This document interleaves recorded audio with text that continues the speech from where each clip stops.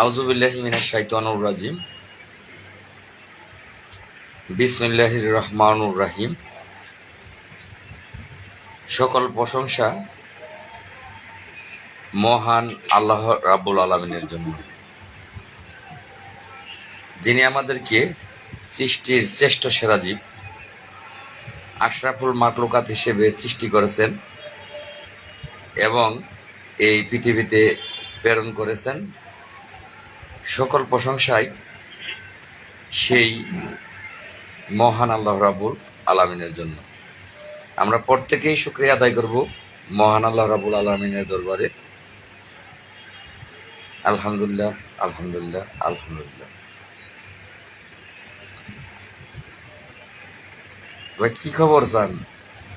আমার বউর বাচ্চা হচ্ছে 9 মাস। দু একটা ব্যাকল আছেই। প্রথমের কমেন্টটাই কি খবর হয়েছে, পরে সবাই সালাম দিল, ভাই কেমন আছেন? আলহামদুলিল্লাহ। ভাই আপনি কেমন আছেন? আর প্রথম যে ব্যাকল লাইভে ঢুকছে, হ্যাঁ কি খবর জানতে চাইছে। ভাই আমার বউ হলো 11.5 মাস। বাচ্চা হবে হচ্ছে না আর কি। আর একটু বাড়ায় নেওয়া যায়, আর একটু বাড়ানো যায় নাকি না? যাই হোক, শুকরিয়া আদায় করছি মহান আল্লাহ রাব্বুল আলামিনের দরবারে। মহান আল্লাহ রাব্বুল আলামিন আমাদেরকে সৃষ্টির শ্রেষ্ঠ সেরা জীব আশরাফুল মাখলুকাত হিসেবে সৃষ্টি করেছেন, সেই জন্য আরো শুকরিয়া আদায় করছি মহান আল্লাহ রাব্বুল আলামিনের দরবারে যে মহান আল্লাহ রাব্বুল আলামিন আমাদেরকে শুধুমাত্র সৃষ্টির শ্রেষ্ঠ সেরা জীব আশরাফুল মাখলুকাত হিসেবে সৃষ্টি করেননি, তিনি আমাদেরকে প্রিয় নবী হযরত মুহাম্মদ সাল্লাল্লাহু আলাইহি সাল্লামের একজন উম্মত হিসেবে সৃষ্টি করেছেন। আবারও শুকরিয়া আদায় করছি সেই জন্য মহান আল্লাহ রাব্বুল আলামিনের দরবারে। আলহামদুলিল্লাহ, আলহামদুলিল্লাহ, আলহামদুলিল্লাহ। আশা করি মহান আল্লাহ রাব্বুল আলামিনের অশেষ রহমতে আপনারা সকলেই, আমার প্রাণপ্রিয় গ্রামপুরীর ভাই বোনেরা যারা আছেন, আমার ফেসবুক ফ্রেন্ড অ্যান্ড ফলোয়ার যারা আছেন, তারা সকলেই ভালো আছেন। যারা মুসলমান আছেন তাদেরকে জানাচ্ছি সালাম, আসসালামু আলাইকুম ওয়া রাহমাতুল্লাহি ওয়া বারাকাতুহু। যারা হিন্দু আছেন তাদেরকে জানাচ্ছি নমস্কার, এবং অন্যান্য ধর্মাবলী যে সকল ভাই ও বোনেরা আছেন তাদেরকে জানাচ্ছি অন্তরের অন্তঃস্থল থেকে প্রাণঢালা অভিনন্দন এবং রক্তিম লাল গোলাপের শুভেচ্ছা। আশা করি আল্লাহর অশেষ রহমতে আপনারা সকলেই ভালো আছেন। আসলে ভালো আছেন বলতে, বর্তমানে বাংলাদেশের যে পরিস্থিতি, বন্যা কবলিত, প্রায় বাংলাদেশের অনেকটা জেলায় পানিবন্দী হয়ে অনেক মানুষ জীবনের সাথে যুদ্ধ করে বেঁচে আছে। এমন তো অবস্থায় আসলে ভালো থাকার সময় না। যদি আমরা 47,000 গ্রাম পুলিশ বাহিনীর সদস্যরা আমাদের বেঁচে থাকার দাবি, প্রাণের দাবি, জাতীয় বেতন স্কেলের জন্য আমরা রাজপথে নেমেছিলাম, তখন কিন্তু বন্যা ছিল না। আমরা নামার পরবর্তী সময়ে বন্যাটা হয়। আমরাও রাষ্ট্রের সম্মান রেখেছি। আমি বলবো একটু আপনারা ধৈর্য নিয়ে লাইভে থাকেন ভাই। আমরা রাষ্ট্রের সম্মান কিন্তু রেখেছি। আমরা শুধু আমাদের মাত্র 6,500 টাকা বেতন, তা দিয়ে আমাদের জীবন চলছে না। আমরা খুব খারাপ অবস্থায়, খুব খারাপ অবস্থায় আমরা দিন পার করতেছি। তো সেইটুকু বর্তমান যিনি সরকার প্রধান, তাকে জানানোর জন্য আমরা রাজপথে নেমেছিলাম। কারণ বিগত বছরগুলোতে বহু আবেদন আমরা করেছি, আবেদন করে আমরা কোনো সুফল পাইনি। তো বর্তমান যিনি রাষ্ট্রপ্রধান, তাকে জানানোর জন্যই আমরা রাজপথে নেমেছিলাম। আমাদের জানানো হয়েছে, তারপরও আমাদের জন্য অনেকেই একটু কষ্ট ভোগ করতে হয়েছে। বিশেষ করে ঢাকার রাজপথে যে মানুষগুলো বিভিন্ন জায়গায় চাকরির জন্য গাড়ি যুগে যাতায়াত করতে হয় তাদেরকে, পাশাপাশি স্কুল কলেজের ছেলে মেয়ে তাদেরকে, রোগী যারা আছে তারা একটু ভোগান্তিতে পড়েছে আমাদের জন্য। তার জন্য আমরা ক্ষমা প্রার্থী সকলের। আমরা সকলের উৎসাহ ভালোবাসা পেয়েছি, সকলের উৎসাহ ভালোবাসা আমরা পেয়েছি। আমরা আমাদের স্থানীয় সরকার মন্ত্রী, শুধুমাত্র তার আশ্বাসে আমরা কিন্তু আমাদের স্থানীয় সরকার সচিব মহোদয়, আমাদের স্থানীয় সরকারের যিনি বর্তমানে মন্ত্রীর দায়িত্বে আছে, উপদেষ্টা বর্তমানে বলা হয়, আমরা কিন্তু তার কাছেও আমরা যাইনি, সেও আমাদেরকে এসে বলা লাগেনি। যখন আমাদের স্থানীয় সরকার সচিব মহোদয় আমাকে বলেছে যে লাল মিয়া, আমি তোমাদের বিষয়গুলো দেখতেছি, তোমরা আমাকে একটা কথা দিতে হবে। বললাম বলেন স্যার। লাল মিয়া, আমি দেখতে চাই আধা ঘন্টার ভিতরে তুমি তোমার লোকজন নিয়ে সব চলে যাবে, বাকি তোমাদের বিষয়গুলো আমি দেখব। আমি ধন্যবাদ জানাচ্ছি 47,000 গ্রাম পুলিশের মধ্যে যে সকল ভাই বোনেরা ঢাকাতে এসেছিলেন তাদেরকে। তারা অনেকটাই সুশৃঙ্খলের পরিচয় কিন্তু আপনারা দিয়েছেন। অন্যদের মতো রাজপথে বিশৃঙ্খলা সৃষ্টি করেননি। আমরা অ্যাম্বুলেন্স ছেড়ে দিয়েছি। আমাদের ভিতরে মানবতা ছিল যে আমরা আসলে, আমি একদিকে অধিকার আদায়ের জন্য যুদ্ধ করতেছি, একজন যোদ্ধার মনের ভিতরে অবশ্যই প্রথম যেটা থাকা উচিত সেটা হচ্ছে মানবতা। একজন যোদ্ধার ভিতরে যদি মানবতা না থাকে তাহলে সে সৈনিক হতে পারে না। সার্বিক দিক বিবেচনা করে একজন যোদ্ধাকে যুদ্ধ পরিচালনা করতে হয়। একজন নেতার একটা ভুল সিদ্ধান্তে সেই নেতৃত্বদানকারী ব্যক্তির সাথে যাদের ভাগ্য জড়িত প্রত্যেকের ভাগ্য কিন্তু মাটি চাপা পড়ে যায়। সেই জন্য নেতৃত্ব ভেবে চিনতে ঠান্ডা মাথায় নেতৃত্ব দিতে হয়। আমরা রাষ্ট্রের আইন শৃঙ্খলা বাহিনীর সদস্য, যদিও বিগত সরকার আমলে আমাদেরকে মর্যাদা দেয়নি, আমাদেরকে আমাদের মাঝে বেতন বৈষম্য জন্ম দিয়েছিল। তারা আমাদের বেঁচে থাকার মতো কোনো কিছুই তাদের কাছ থেকে আমরা পাইনি।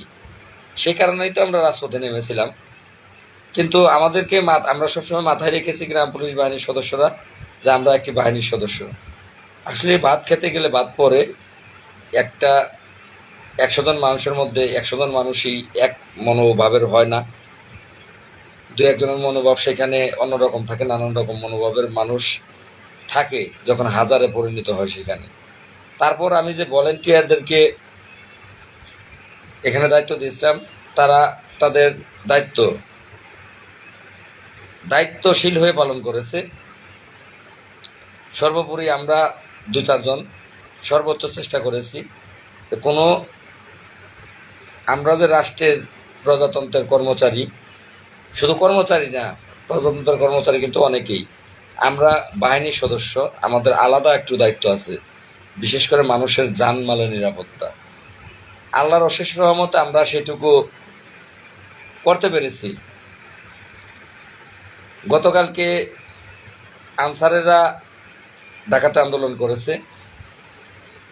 আমি শুরুতে এর তীব্র নিন্দা এবং প্রতিবাদ জানাচ্ছি। কি করে পারলো তারা, মারমুখী হতে তারা কি করে পারলো?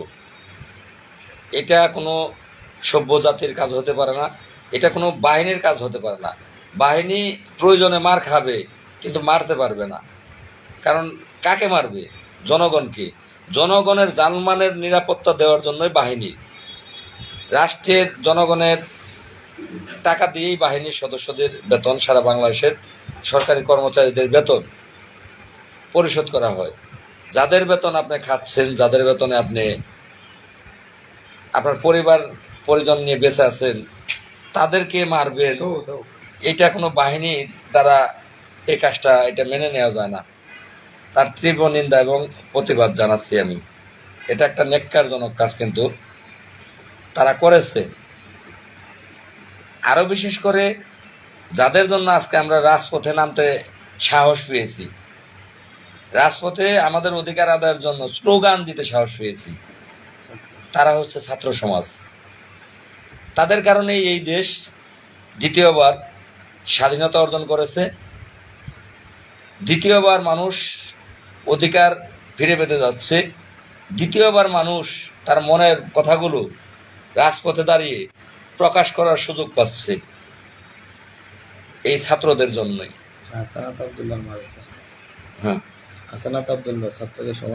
হ্যাঁ বলবো, হাসনাত আব্দুল্লাহ, যদিও এরা আমার বয়সে ছোট, হয়তো বা ছেলের বয়সী হবে, এদের জন্যই কিন্তু আজকে আমরা রাজপথে দাঁড়িয়ে বুক ফুলে আমাদের মনের ভাবগুলো আমরা প্রকাশ করতে পারছি।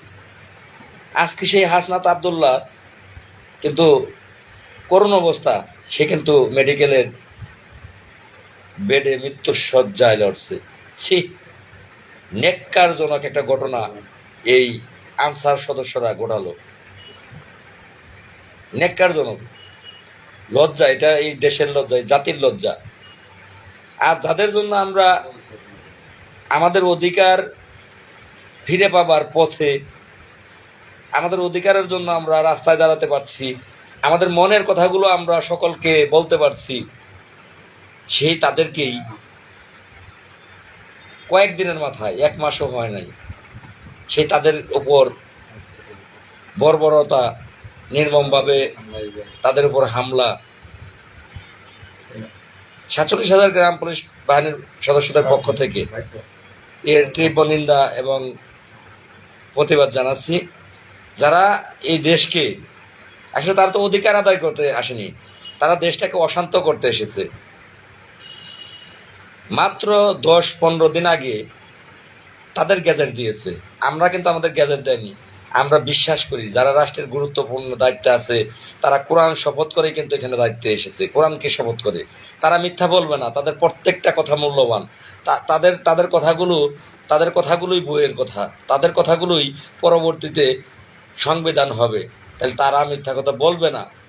যে সেই তারা যখন আমাদেরকে আশ্বস্ত করেছে, তখন কিন্তু আমরা আর ঢাকায় আমরা একটা মিনিটও আমরা থাকিনি, আমরা চলে গিয়েছি। যাক, আমরা তাদেরকে সম্মান দিয়েছি, তাদের জায়গা থেকে তারা আমাদেরকে ভালোবাসা দিয়েছে। রাষ্ট্র আমাদেরকে ভালোবাসা দিয়েছে, আমরা রাষ্ট্রকে সম্মান করেছি। আমরা সম্মানের সাথে আমাদের আন্দোলন শেষ করে আমরা বাড়ি ফিরে যেতে পেরেছি। এখানে আমাদের কোনো গ্রাম পুলিশ হতাহত হয়নি, আমরা রাষ্ট্রের কোনো ক্ষতি করিনি, আমাদের দ্বারা রাষ্ট্রের কোনো ক্ষতি হয়নি। আমরা রাষ্ট্রের সম্মান আশা করি রাখতে পেরেছি। যেখানে তাদের জাতীয়করণের গ্যাজেট হয়েছে, তাদের দপ্তরের যিনি প্রধান উপদেষ্টা, তাদের দপ্তরের যিনি উপদেষ্টা, তিনি স্বয়ং নিজে তাদেরকে মিডিয়ার সামনে এসে তাদের সকল দাবি দেওয়া মেনে নিয়েছে। সেক্ষেত্রে 10-12 দিন 15 দিন পরেই তারা আবারও কিসের জন্য ঢাকা আসলো, কেন ঢাকা আসলো, এটার ব্যাখ্যা কি তারা দিতে পারবে?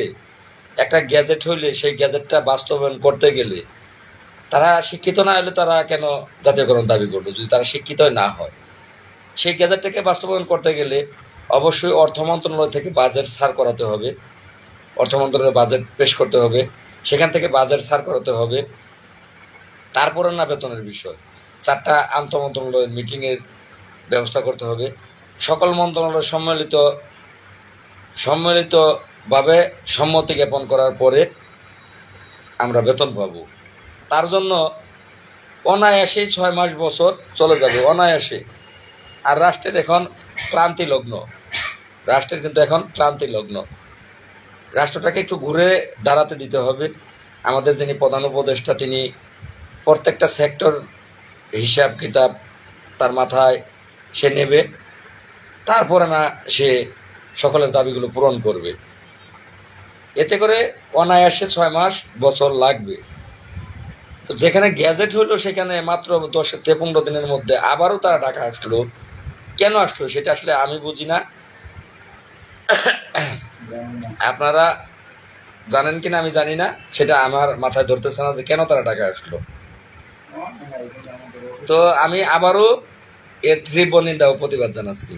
সেই সাথে আমি 47,000 গ্রাম পুলিশ বাহিনীর সদস্যদের উদ্দেশ্যে এবার বলতে চাচ্ছি যে বন্যা কবলিত যে এলাকায় গ্রাম পুলিশ সদস্যরা আছে, তারা প্রত্যেকটা মানুষের ঘরে ঘরে গিয়ে সেবা দেওয়ার চেষ্টা করবেন। পানি নেমে গেলেই একদিক থেকে পানি কমতে থাকবে, পানি নেমে যাবে, আর একদিক দিয়ে ডায়রিয়ার প্রবণতা বাড়বে, পানি দূষিত হয়ে যাবে, ডায়রিয়ার প্রবণতা বাড়বে, বিশুদ্ধ পানির অভাব হবে। সেক্ষেত্রে আমার 47,000 প্রাণপ্রিয় গ্রাম পুলিশ ভাই বোনেরা যারা সেই সব বন্যা কবলিত এলাকায় দায়িত্বে আছেন, প্রত্যেকেই নিজ নিজ দায়িত্বে আপনারা যে ইউনিয়নে আপনাদের সরকারি সরকারি ডাক্তারের ব্যবস্থা আছে, থানা লেভেলে উপজেলা লেভেলে আছে, উপজেলা স্বাস্থ্য কমপ্লেক্স, আপনারা সেখানে যোগাযোগ করবেন। যোগাযোগ করে সেখান থেকে সরকারি ট্যাবলেট নিয়ে ঔষধ নিয়ে এই ওষুধগুলো আপনারা প্রত্যেকের ঘরে ঘরে পৌঁছে দেওয়ার দায়িত্বগুলো 47,000 গ্রাম পুলিশ বাহিনীর সদস্যরা বহন করবেন। যেখানে বন্যা শুধুমাত্র সেখানে। আমরা 47,000 গ্রাম পুলিশ বাহিনীর পক্ষ থেকে বৈষম্য বিরোধী গ্রাম পুলিশ কেন্দ্রীয় কমিটির কিছু সদস্য আমরা 2-1 দিনের মধ্যেই, আমাদের যাওয়ার কথা ছিল, আমরা যেতে পারিনি, 2-1 দিনের মধ্যে আমরা সেই এলাকায় গিয়ে চেষ্টা করব বন্যা কবলিত মানুষগুলোর পাশে দাঁড়ানোর। আমাদের তরফ থেকে যতটুকু সহযোগিতা আমরা করতে পারি আমরা করব ইনশাল্লাহ। সেই সাথে 47,000 গ্রাম পুলিশ বাহিনীর সদস্যদের আরেকটি বিষয় অবগত করতে চাই। লাইভ যারা ধৈর্য নিয়ে শুনবেন তারা থাকবেন, শেয়ার করবেন। যেহেতু ঢাকাতে 47,000 গ্রাম পুলিশ বাহিনীর সদস্যদের ভাগ্য পরিবর্তনের ডাকটি আমি লাল মিয়া দিয়েছিলাম, আমার ডাকে 47,000 গ্রাম পুলিশ বাহিনীর সদস্যরা সাড়া দিয়েছিলেন, আপনারা ঢাকায় এসেছিলেন। আপনারা ঢাকা থেকে গর্বের সাথে সুনামের সাথে আপনারা বাড়ি গিয়েছেন। এখন এই গর্বটা সুনামটা যাতে করে রাষ্ট্রের কাছে আমি রাখতে পারি থাকে, আমি বলা ছাড়া একজন ব্যক্তি আপনারা ঢাকায় আসবেন না পোশাক পরে। আপনার ব্যক্তিগত কাজে যদি আসেন সেটা আলাদা ব্যাপার, সাংগঠনিক কাজে আমি লাল মিয়া বলা ছাড়া আপনারা আসবেন না দয়া করে। যদি 47,000 গ্রাম পুলিশ বাহিনীর মঙ্গল চান। হ্যাঁ ভাই, রাইট বলেছেন, দেখতে যাওয়া উচিত।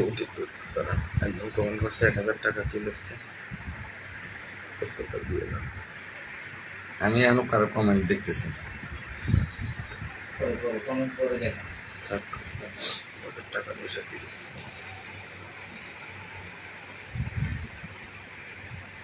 আমরা যাব ভাই, যাব, আল্লাহ ঠিক আছে ভাই, ওকে লাল ভাই, আমরা আশা করি বিষয়টা বলবেন।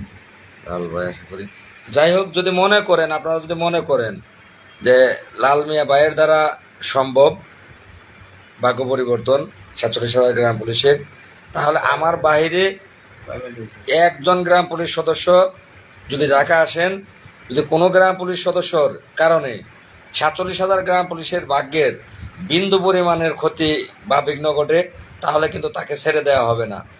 এই বৈষম্য বিরোধী গ্রাম পুলিশ কেন্দ্রীয় কমিটি কিন্তু তার প্রয়োজনীয় ব্যবস্থা কিন্তু নেবে, আইনি প্রক্রিয়াও নেবে, এবং তাকে আমরা সামনাসামনিও ধরব। আজকে আচ্ছা, আমি ভুলে যাই, কিন্তু তোমরা কিন্তু সাইড টকিং এর কারণে কিন্তু আমি কথা ভুলে যাই। আজকে মামলা করার কথা ছিল, আপনারা সকলেই জানেন যে গতকালকে আমাদেরকে হুমকি দিয়েছে।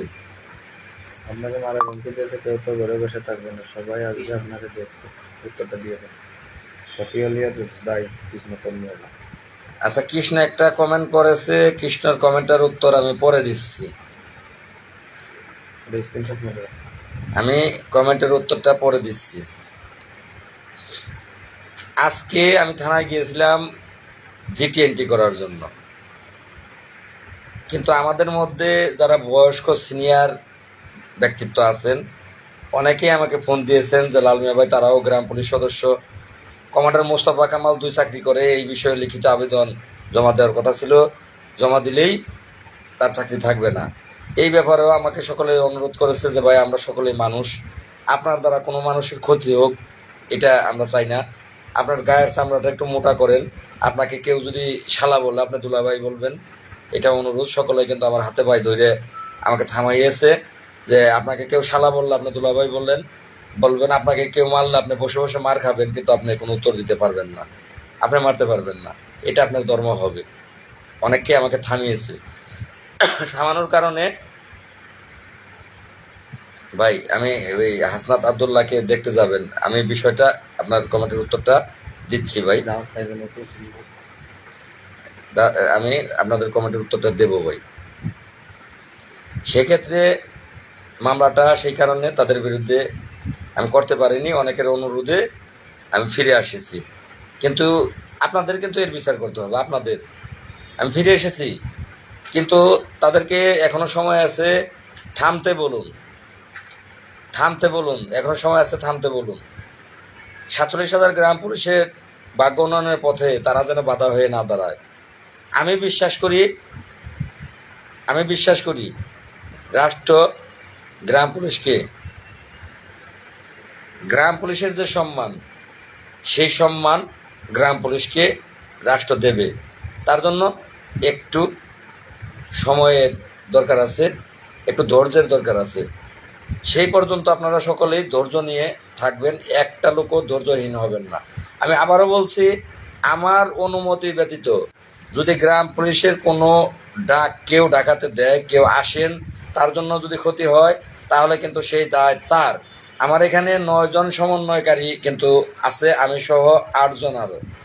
আমি এখানেই 3 জন উপস্থিত আছে আমার। আমি ব্যাক ক্যামেরায় যাচ্ছি, আমার রুমে 3 জন এই মুহূর্তে উপস্থিত আছে, আমি ব্যাক ক্যামেরায় যাচ্ছি। যে আমি যে কথাটা বললাম, যে আমার কথা ছাড়া একজন ব্যক্তি যদি কোনো সিদ্ধান্ত নেয়, তাহলে কিন্তু তাকে আমি ছেড়ে দেব না। আমি ভাই যে নাইম হোসেন, আমি ভাইয়ের সাথে একমত। আমরা এখন আপাতত কাউকে ঢাকা ডাকবো না, এবং ঢাকা কারোর আসার দরকার নাই। আমি একমত। না, লাল ভাই এবং আমি মোহাম্মদ ইমরান হোসেন, সমন্বয়ক। লাল ভাই, নাইম ভাই যেটা বলছে আমরা সকলে একমত, আমরা সবাই এক জায়গায় আছি। পরিচয় দাও। আমি মোহাম্মদ সুমন। লাল ভাই যেটা বলছে আমি তার সাথে একমত। কথা বলে এগুলো আমার দাও। তো যাই হোক, 9 জন সমন্বয়কারীর এখানে উপস্থিত আছে 4 জন, 4 জন একমত। আর সেটা আমার বাইরে কথা বলবো না, একমত। আর মোস্তফা, সোনিয়া, মেহেদি, এরাও আমার কথার উপরে কথা বলবে না। আমি যাকে নিয়ে সংকোচ বোধ করতেছি, কৃষ্ণ কিন্তু কিছুক্ষণ আগে একটি কমেন্ট করেছে, আমার সঙ্গে 100 জন আসবে লাল ভাইকে দেখতে। কৃষ্ণ এইমাত্র কমেন্ট করলো, তার সঙ্গে 100 জন আসবে লাল ভাইকে দেখতে। ভাই, আমি বাংলাদেশের প্রেসিডেন্ট না, কিন্তু আমি কিন্তু বাংলাদেশের প্রেসিডেন্ট না, আমেরিকারও প্রেসিডেন্ট না। আমি সাধারণ একজন গ্রাম পুলিশ সদস্য, প্রজাতন্ত্রের একজন চাকর। ভাগ্য পরিবর্তনের জন্য জাস্ট যুদ্ধ করেছি। আমাদের যুদ্ধটা যৌক্তিক, সেটা আমরা ন্যায় পথে থেকে করেছি, আমরা অন্যায় কোনো কিছু করিনি। আমরা রাষ্ট্রের মঙ্গল কামনা করি। আমাকে দেখার মতো কোনো কিছু না এখানে। যদি আমাকে মেরে ফেলে, যদি সত্যিই আমাকে মেরে ফেলে, আমার ঘরে কাফনের কাপড় কেনা আছে। আমার ঘরে, আপনারা সেটা পূর্বে দেখেছেন যে আমার ঘরে আমার কাফনের কাপড় কেনা আছে। সেটা নিয়েই, মাথায় নিয়েই আমি কিন্তু প্রত্যেক কাজে আমি যুদ্ধ করি। আমি এই মুহূর্তে কৃষ্ণকে নিয়ে সমস্যায় আছি। এককভাবে বরাবরই কৃষ্ণ সিদ্ধান্ত দিয়ে যায়, এককভাবে। আমি যেখানে বারবার ঢাকাতে গ্রাম পুলিশ সদস্যদেরকে আসতে নিষেধ করতেছি, সেখানে কৃষ্ণ 47,000 গ্রাম পুলিশ বাহিনীকে এই ঢাকাতে আসার আহ্বান করা, এটা কতটা যৌক্তিক?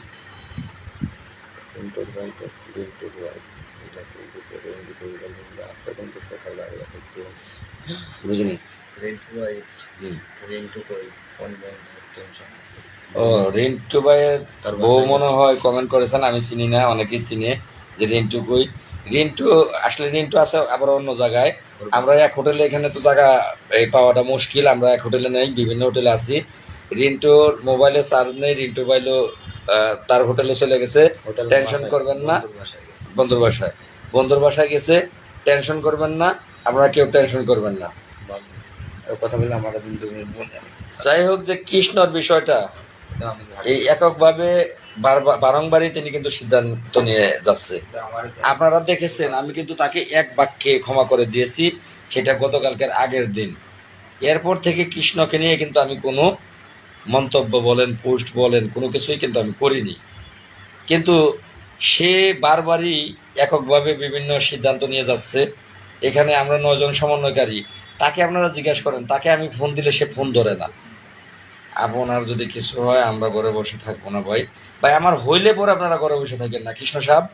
যদি আমার কোনো কিছু হয় তখন আপনারা আমার দায়িত্বটা নিয়েন, কিন্তু এখনই আপনারা যদি আমার দায়িত্ব নেন, আপনারা ডাক দেন ডাকায়, এটা তো আমার দায়িত্বটা আপনি নিতেছেন।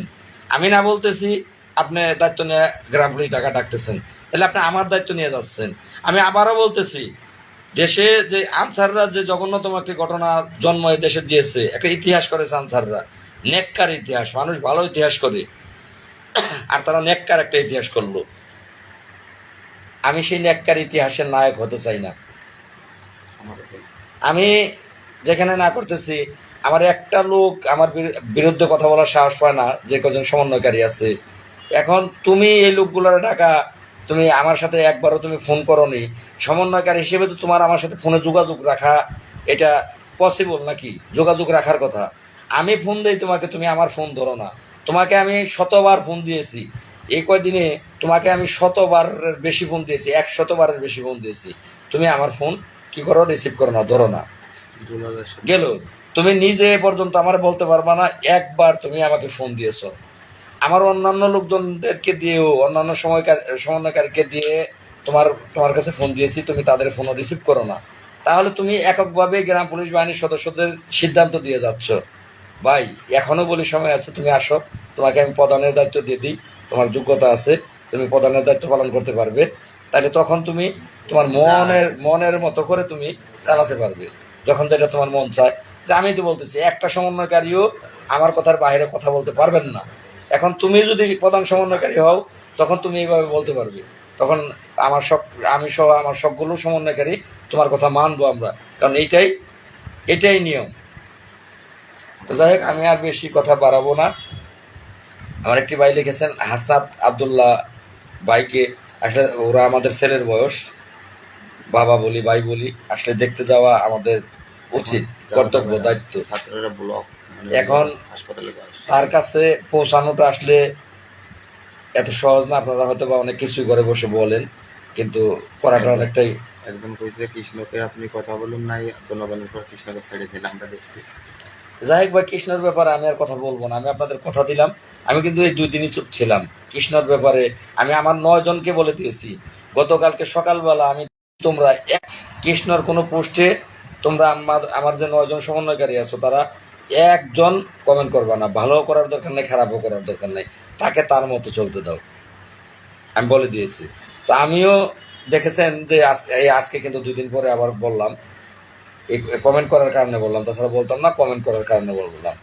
এত বেশি ভালোবাসা, যে বেশি ভালোবাসে, মার চেয়ে যে বেশি ভালোবাসে, সে কিন্তু মারার জন্য বাসে, একটা প্রবাদে আছে। যারা আমার সাথে, আমার পাশে থেকে যুদ্ধ করতেছে, এই লোকগুলো আমার সাথে বসে থেকে, আমার পাশে থেকে এরা যুদ্ধ করতেছে।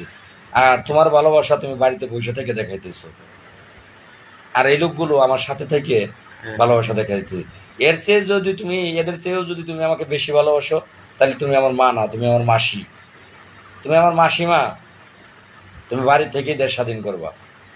তো যাই হোক, তোমার উচিত ছিল ঢাকাতে আসা, তোমার উচিত ছিল আমার ফোনগুলো রিসিভ করা, তোমার উচিত ছিল আমার সাথে কথা বলে তোমার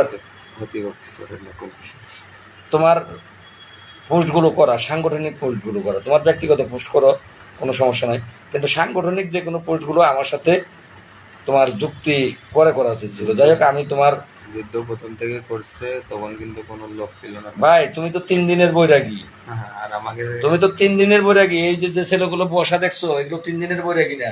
21 তুমি প্রথম থেকে, আমি কয় সাল থেকে যুদ্ধ করি তুমি জানো? তুমি জানো আমার গ্রাম পুলিশের যুদ্ধ কয় সাল থেকে? তোমার চাকরি কয় সাল একটু বলবা? আর তুমি আমার প্রথম থেকে কই থেকে থাকবা? তুমি প্রথম থেকে তুমি অতিরিক্ত কথা বলো, তুমি অতিরিক্ত বলো, অতিরিক্ত বেশি বুঝো, অতিরিক্ত বলো। আমার এগুলারে আমি গাল পয়সা থাপড়াইলেও এগুলো একটা কথা বলবো না। তুমি জানো তুমি চরম একটা বাদক। তোমার কথা বললে তুমি, তোমার কথা এগুলার প্রত্যেকটারে আমি গাল পয়সা থাপড়াইলেও এগুলো আমার সামনে এগুলো কথা বলবে না। কিন্তু তুমি কি করো? তোমাকে মুখ দিয়ে আমি একটা কথা বললে সাথে সাথে তুমি সেটার প্রতিবাদ করো। তোমাকে আমি সুন্দরভাবেই বললাম, তুমি সাথে সাথে এই যে কমেন্টের মাধ্যমে সেটার প্রতিবাদ করিয়া বসলাম। আর আর অন্যদেরকে তুমি ডিনাই করলা, তুমি তাদেরকে কি করলা, ছোট করলা। তুমি মস্ত বড়, তারা তারা দুদিনের, তুমি তাদেরকে চিনো, তারা 2 দিনের, তুমি জানো তুমি কি। আমি এটা বলতে পারি, কিন্তু এখানে আমি সকলকে আমার বুকে টেনে নিছি। কিন্তু তোমার আসলে তোমার এইগুলো খারাপ, তোমার ভাবগুলো খারাপ, মূর্তিগুলো খারাপ, তুমি নিজেকে অনেক বড় ভাবো। বাদ দেন ওর বিষয় দেন, আমরা যাই বাদ দেবো ভাই, আর ওর বিষয়ে আমি কানে ধরে তো বাগারম, ওর বিষয়ে আমি আর কোনো কথা বলবো না। কিন্তু আজকে একটু কথা আমার বলতে দাও। তোমাদের ইনসাল্ট করতেছে কে, আমার কাছে কে, আমার কতদিন আছে, এগুলো তো আমি জানি। ও আমাদের চিনবে কেমন? আমি জানি। আমি তোমাকেও বারবার তোমার নামে যত কমপ্লেন যতজন দিয়েছে, তোমাকে আমি সুন্দরভাবে বুঝেছি, কৃষ্ণ তুমি এটা করো না। তোমার জন্য আমি অনেক অপমান অপদস্থ অনেকের কাছে হয়েছি। তোমাকে কি আমি খারাপ, তোমাকে কোনো সময় কোনো কিছু বলেছি? অথচ এদেরকে প্রত্যেককে আমি থাপড়াতে যাই। এরা তো তোমার মতো ফুলে না, এরা তো তোমার মতো কোনো কিছু করে না, এরা তো তোমার মতো সাথে সাথে ফেসবুকে এসে আমার বিরুদ্ধে বলে না। তো যাই হোক, একটা কৃষ্ণর কারণে এই গ্রাম পুলিশের মধ্যে অনেকটাই, তুমি যদি ভাই সাংগঠনিক হতে পারো, যে সংগঠনের একটা নিয়ম আছে, তুমি যদি সাংগঠনিক হতে পারো তোমার সাদরে গ্রহণ করব, তুমি চলে আসো। সাংগঠনিক না হলে আর যদি ভাই তুমি সাংগঠনিক না হতে পারো, তোমার পাও ধরে আমি মাপ চাই, তুমি ভাই ভালো, আমি খারাপ, আমরা সবাই খারাপ। আমরা সবাই খারাপ, আমরা 9 জনই খারাপ। তুমি ভালো, তুমি ভাই ভালোর জায়গায় থাকো, আমাদের খারাপের সাথে তোমার মেশার দরকার নাই। আর যদি কথা দিতে পারো যে সাংগঠনিক হবো, সংগঠনের প্রধান সে যদি আমার গালে থাপড়ায়, তাও আমি কোনো প্রতিবাদ সংগঠনের বিষয়ে করব না।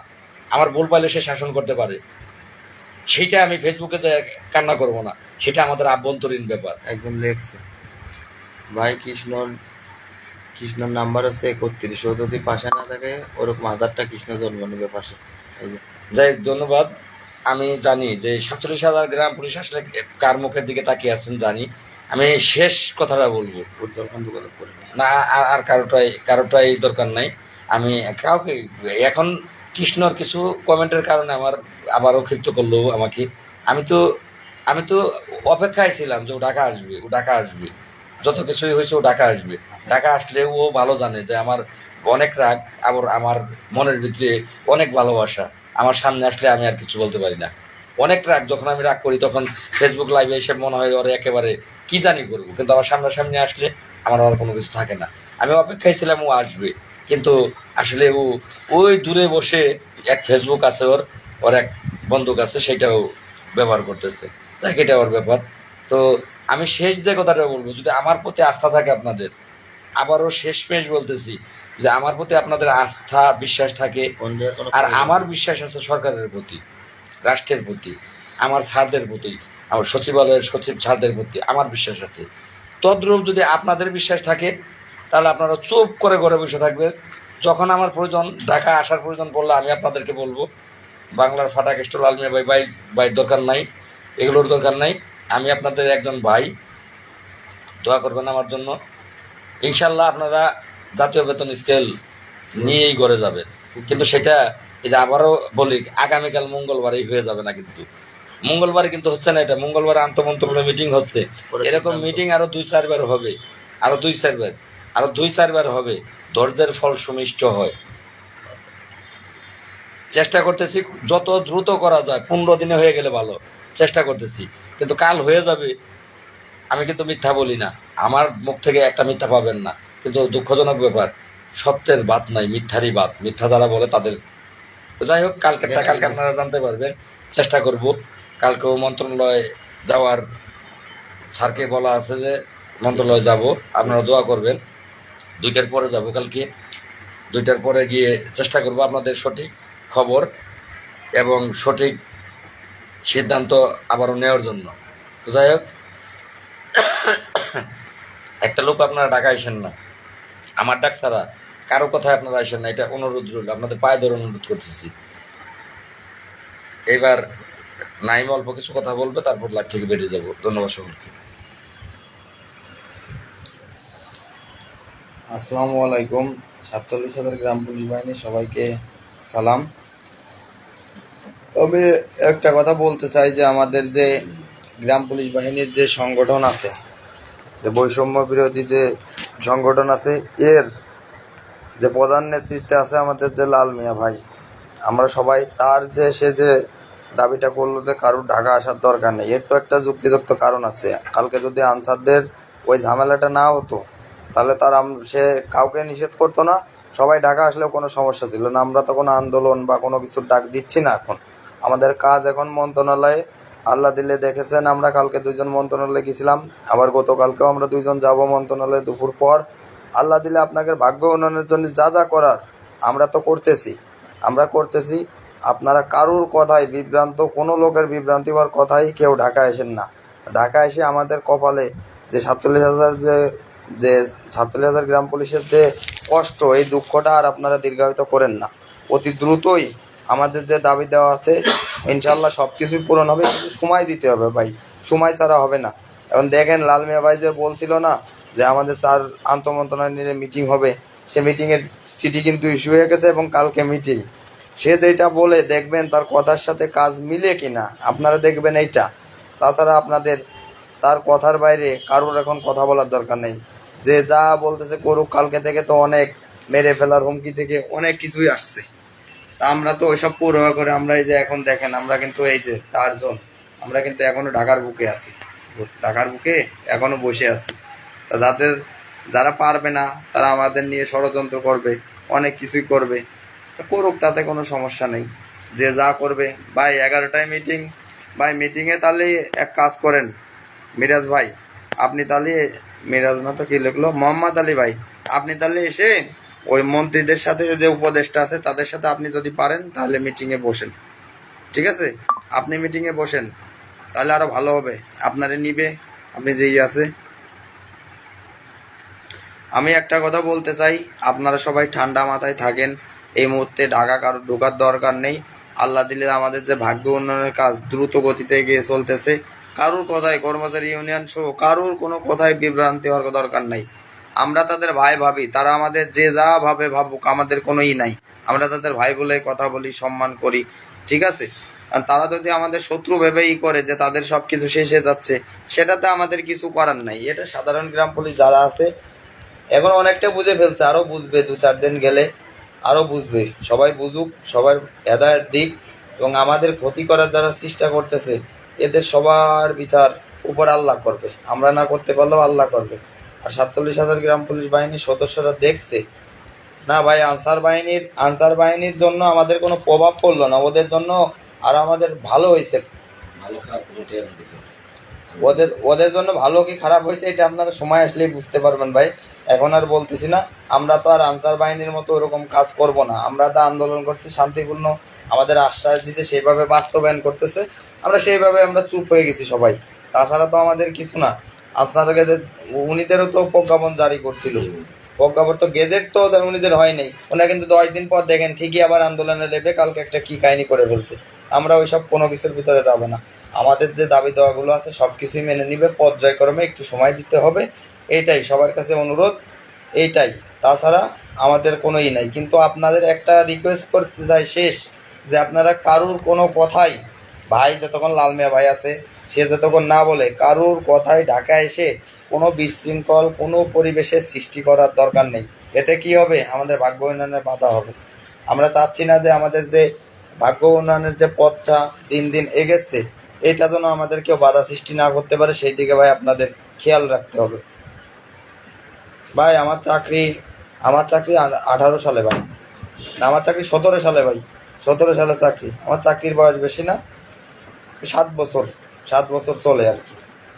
আচ্ছা আপনারা সবাই ভালো থাকবেন। ভাই লাল মিয়া ভাই কিছু কথা বলবে, একটা কথাই বলতে চাই যে কারুর কথায় বা কারুর ধোকায় পড়ে ঢাকা এসে আমাদের এই স্বপ্নকে আপনার ধূলিসাৎ করার কেউ চেষ্টা করবে না। যদি ধূলিসাৎ করার চেষ্টা করে তাদের কিন্তু আমরা শক্ত হাতে দমন করব। এটা মনে রাখেন যে আমাদের যে কমিটি আছে, এই কমিটির যে সমন্বয়ক আছে, সমন্বয়ক সহ আমরা সাধারণ গ্রাম পুলিশরা কিন্তু শক্ত হাতে প্রতিহত করব। তাই কারোর কথায় বিভ্রান্তি কোনো কথাই করে আপনারা উল্টাপাল্টা কোনো কাজের ভিতরে যায়েন না। আপনারা ঢাকা আসার দরকার নেই, যদি ঢাকা আসা লাগে আমরা আপনাদের জানিয়ে দেবো, তখন আমাদের মনে হয় না যে আর কোনো ঢাকা আসা লাগবে, এরকম কোনো সিচুয়েশন আল্লাহ দিলার হবে। সবাই ভালো থাকেন। যাই হোক, শেষ পর্যায়ে আমি কৃষ্ণকে বলছি 100 লোক নিয়ে আসবা, 200 লোক নিয়ে আসবা। তুমি বোঝাতে চাচ্ছ যে তোমার সাথে 100 লোক 200 লোক তুমি চাইলেই টাকা আসবে, এটা আমাকে বোঝাতে হবে না ভাই, সেটা আমি বুঝছি। যে তুমি পারলে 2, 4, 5 হাজার লোকও তুমি চাইলে টাকা ঢুকবে, সেই যোগ্যতা তোমার হয়েছে, এটা আমি বুঝেছি। 100-200 লোক আইনে আমাকে দেখতে আসার জন্য এটা তুমি প্রমাণ করতে চাও যে 100-200 লোক তোমার ডাকে টাকা যখন তখন ঢুকবে। তো যাই হোক, আল্লাহ তোমাকে আরো যোগ্যতা সম্পন্ন বানাক, এটা তোমার জন্য আমার দোয়া রইল। আমার সাথে যারাই পথ চলেছে প্রত্যেকেই কিন্তু পরিচিত মুখ হয়ে এই মিডিয়াতে পরিচিত মুখ হয়েছে। তো আল্লাহ তোমাকে সেই যোগ্যতা দিক। আর দ্বিতীয়ত একটা কথা হচ্ছে যে আমি ব্যতীত যদি আপনারা আমাকে বিশ্বাস করেন, তাহলে আমি আপনাদেরকে বলতে চাই যে আমি আপনাদের ভাগ্য উন্নয়নের জন্য টাকা দৌড়াবো, আপনাদের দৌড়াতে হবে না। ভাগ্য উন্নয়নের জন্য টাকা দৌড়াবো। যদি 2, 4, 5 জন, 10 জন, 20 জন, 50 জন লোক প্রয়োজন মনে হয় আমার, আমি আপনাদেরকে বলবো যে এই জেলা থেকে 5 জন লোক আসেন, এই জেলা থেকে 10 জন লোক আসেন, আমরা সাংগঠনিকভাবে কোনো মিটিংয়ের জন্য যদি ডাকি আমরা ডাকবো। আমি আপনাদের ভাগ্য উন্নয়নের জন্য রাজপথে দৌড়াই। আর আপনারা মন্ত্রণালয়ে দেখেন, কালকে এত সিচুয়েশন খারাপ গিয়েছে, মন্ত্রণালয়ের প্রত্যেকটা গেট বন্ধ। যদি গ্রাম পুলিশ বাহিনীর সদস্যদেরকে সরকার ভালো না বাসতো, তাহলে কালকের দিনে কিন্তু মন্ত্রণালয়ে ঢোকার মতো পরিবেশ কালকে এখানে ছিল না। যারা জ্ঞানী তারা বুঝবেন যে গতকালকে মন্ত্রণালয়ে ঢোকার মতো কোনো পরিবেশ এখানে ছিল না। গ্রাম পুলিশ বাহিনীর সদস্যদের সরকার এবং স্থানীয় সরকার ভালোবাসে বিদায়ী কালকের এই ভয়াবহ অবস্থার ভিতরেও আমাদেরকে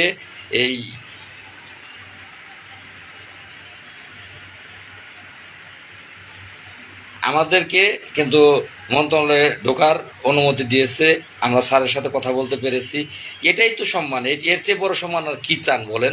গ্রাম পুলিশ বাহিনীর সদস্যদেরকে সরকার যথেষ্ট পরিমাণের সম্মানের জায়গা মন্ত্রণালয়ে দিয়েছে।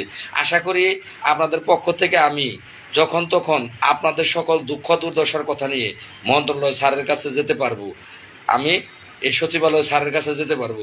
এর চেয়ে সমান আর কি চান? যারা বলেছেন যে আনসারদের এই ঘটনার জন্য গ্রাম পুলিশের কোনো ক্ষতি হবে কিনা, ভাই আনসারদের এই ঘটনার জন্য এটা আসলে আমরা কাম্য না, এটা কামনা করিনি।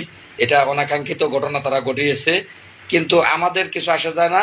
বরং আমাদের প্রমাণের একটি জায়গা দাঁড়িয়েছে যে অন্যান্য বাহিনীর মতো বা অন্যান্য আনসার বাহিনীর মতো আর অন্যান্য মানুষের মতো কিন্তু আমরা না। আমরা গ্রাম পুলিশ বাহিনীর সদস্যরা আমরা আলাদা। এই আলাদার পরিচয় আমাদের কি বলে, মানে আরেকটা ভাষায় বলতে গেলে ভদ্রতা, নম্রতা, যেটা একটা বাহিনীর মধ্যে থাকা দরকার, সেটার পরিচয় কিন্তু এখন ফুটে উঠেছে। এখন সচিবালয় সচিব, আমাদের দায়িত্বে যে সচিব মহোদয় স্যার আছেন, আমাদের যিনি উপদেষ্টা আছেন, তিনি কিন্তু গর্ব করে বুক ফুলিয়ে বলতে পারবে যে আমার দপ্তরে যারা কর্মরত আছে তারাও তো টাকায় আন্দোলন করেছে, কিন্তু তারা রাষ্ট্রের কোনো ক্ষতি করেনি। আমরা বলা মাত্র কোনো প্রজ্ঞাপন দিতে হয়নি, মিডিয়াতে এসে এই প্রচার করতে হয়নি আমাদের। আমরা শুধু মুখ দিয়ে বলাতেই তারা বিশ্বাস করে ঢাকার থেকে বাড়ি চলে গিয়েছে। আমাদের নিয়ে তারা গর্ব করে বলতে পারবে। আমি আশা করি এটা অনেক প্রাপ্য, অনেক পাওনা, এর চেয়ে বড় পাওনার হতে পারে না। এর ফলটাও আমরা পাবো, যে নম্রতা ভদ্রতার পরিচয় আমরা দিয়েছি।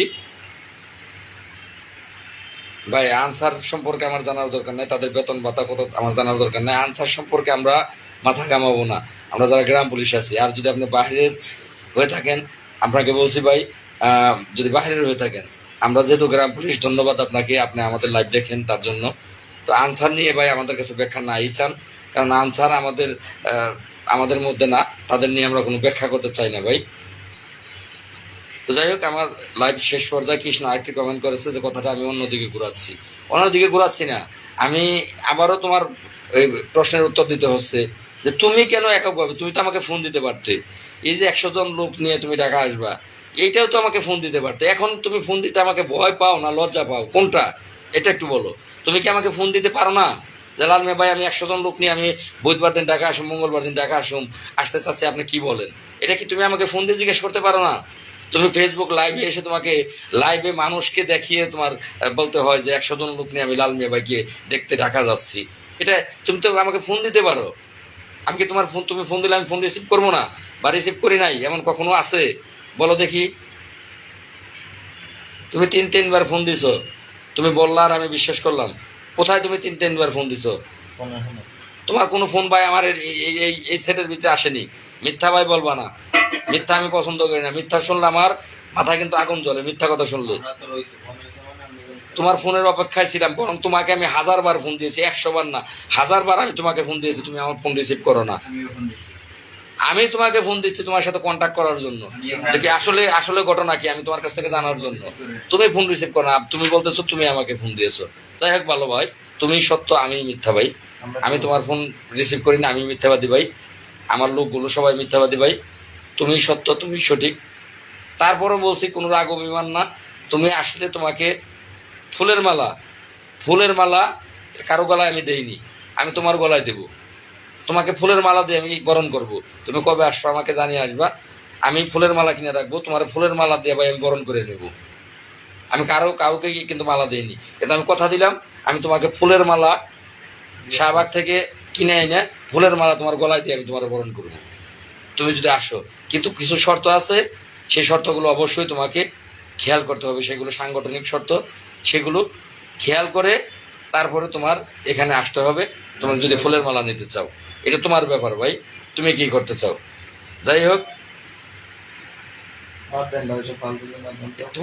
তুমি একজন ব্যক্তিকে নিয়ে অনেক সময় কিন্তু লাইভে কথা বলা লাগছে ভাই, এইসব কথা বলবেন না প্লিজ। আপনি হচ্ছেন আমাদের সম্মানীয় ভাই, তুমি একটা অনেক বুদ্ধিমান ছেলে। একদিক দিয়ে জুতে মারো, আরেক দিক দিয়ে গরু দান করো। কৃষ্ণই আমি সম্মানিত বড় ভাই। যদি তাই মনে করতে আমি সম্মানিত বড় ভাই, তাহলে আমার সিদ্ধান্তকে তুমি ভুল প্রমাণ করতে পারতা না। আমার সিদ্ধান্তকে তুমি ভুল প্রমাণ, তোমরা যা চাচ্ছিলা আনসার বাহিনীর সাথে আজকে যা ঘটেছে, তোমরা যা চাচ্ছিলা আজকে গ্রাম পুলিশ বাহিনীর সদস্যদের সাথেও তেমন ঘটনা ঘটতো। আমি লাল মিয়া যদি খালি কঠোর হাতে তোমাদেরকে দমন না করতাম, আমি লাল মিয়া শেষ পর্যন্ত এককভাবে সিদ্ধান্ত নিতে বাধ্য হয়েছি, এককভাবে, যে আমার সিদ্ধান্তই আমি অটল। আমি যা বলবো সেইটা আপনারা শুনবেন, যদি না শুনেন আমি কাল সকালে ফেসবুক মিডিয়াতে আমার আইডি থেকে এসে বলবো যে আমি ডাক দিয়েছিলাম, আমার ডাক আমি তুলে নিচ্ছি, আমি তাদের সাথে আর নেই, আমি বাড়ি চলে যাচ্ছি, তার আন্দোলন চালাবে, এটা তাদের ব্যাপার। আজকে যে এই ঘটনাটা আনসার বাহিনীর সাথে হয়েছে, সেটা এই গ্রাম পুলিশ বাহিনীর সাথে ঘটার একটা জায়গাতে চলে যাচ্ছিল। আমার সিদ্ধান্তর কারণে সেটা ঘটেনি। গ্রাম পুলিশের সদস্যদের মহান আল্লাহ রাব্বুল আলামিন মান রাখার মালিক, তিনি মান রেখেছে। কৃষ্ণের বিষয়ে বাদ দেন না, ওসব বিষয় যাই হোক, একটা ব্যক্তির জন্য এত, তোমার জন্যই এত এখানে কথা বলা লাগতেছে ভাই। তুমিও আমার চেয়ে অনেক মেধাবী, শিক্ষিত তো বটেই, তুমি আমার চেয়ে অনেক মেধাবী, তোমার আমার চেয়ে অনেক যোগ্যতা আছে। তুমি আসলে তোমাকে ফুলের মালা আমি গলায় দিয়ে, যদি তুমি চাও আমার দায়িত্বটা তোমাকে দেবো। গোলাপ ফুলের মালা গলায় দিয়ে তোমাকে আমি দায়িত্ব দেবো, তাও তোমার পায়ে ধরি। তুমি ফেসবুকে না, তুমি বাস্তবে এসে নেতাগিরি করো ভাই।